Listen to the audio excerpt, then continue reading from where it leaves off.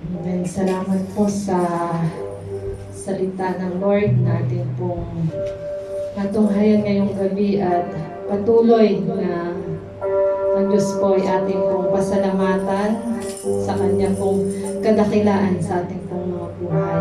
At sa gabi pong ito, patuloy po tayong magpasiyasat sa ating pong Panginoon.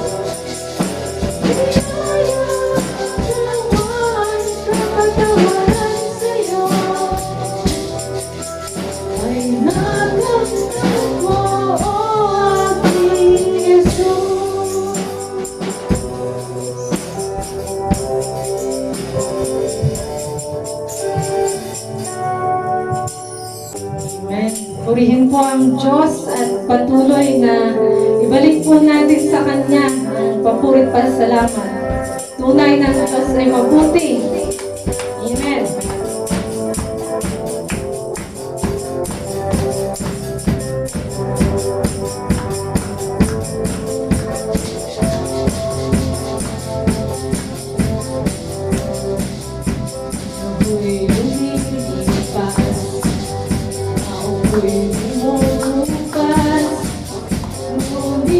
Pag-ibig mo, Jesus, hindi magwawakas. Pag-uman ang